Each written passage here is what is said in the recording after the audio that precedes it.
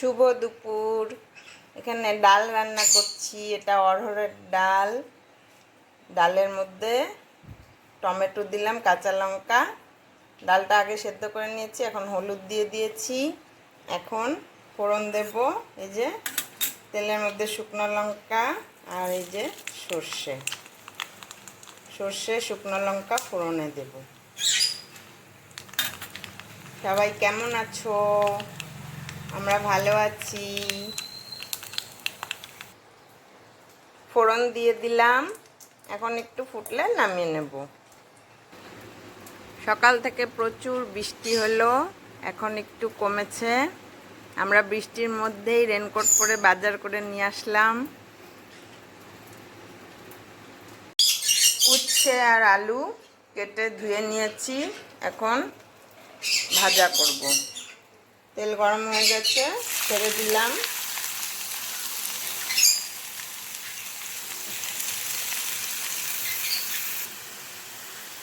এখানে একটা কাঁচা লঙ্কা দিয়ে দিলাম, একটু নুন দিয়ে দিলাম,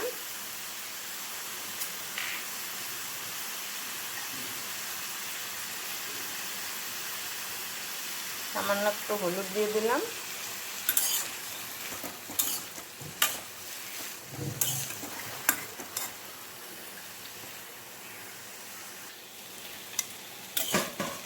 এই যে করলা ভাজা এরকম হয়েছে, আর একটু ভাজা হবে।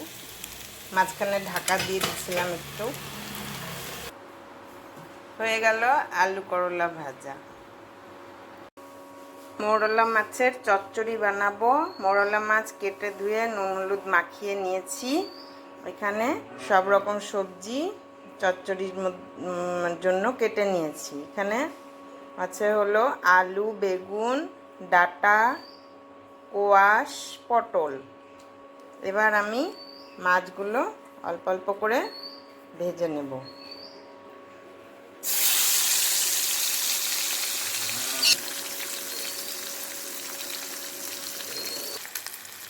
মাছগুলো যে ভাগ ভাগ করে ভাজতে হবে, সব মাছ একবারে দিলে কিন্তু ভালো করে ভাজা হবে না। এই যে কিছুটা মাছ আমি ভেজে নিয়েছি, এখন বাকিটা ভাজছি। চচ্চড়ি বানাবো। তেলের মধ্যে দিয়ে দিলাম একটা শুকনো লঙ্কা ফোড়নে, তারপরে দিয়ে দিচ্ছি পেঁয়াজ কুচি,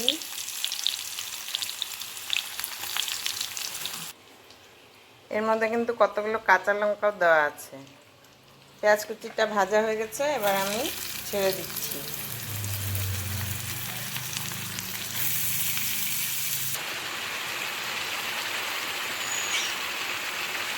নুন দিয়ে দিচ্ছি,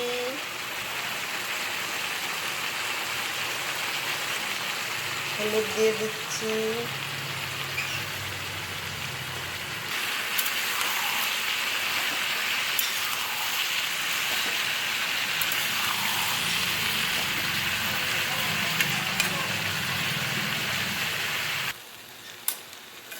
ভাজতে ভাজতে এরকম পর্যায়ে আসছে। সবজিগুলো খুব ভালো করে ভাজতে হবে, নাহলে কিন্তু টেস্ট হবে না চচ্চড়ি। ভাজা ভাজা হয়ে গেছে চচ্চড়িটা, এখন আমি মাছ ভাজাগুলো দিয়ে দিচ্ছি। ছোট কড়াইয়ের মধ্যে বসিয়ে ফেলছি, জায়গা কম হয়ে গেছে, ওটাকে ম্যানেজ করে করে করতে হচ্ছে। সব শেষে দিয়ে দিলাম ধনেপাতা কুচি। এখন একটু নেড়ে নামিয়ে নেব।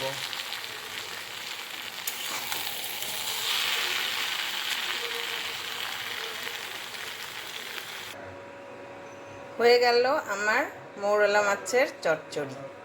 শুভ দুপুর, সবাই ভালো থেকো, টাটা।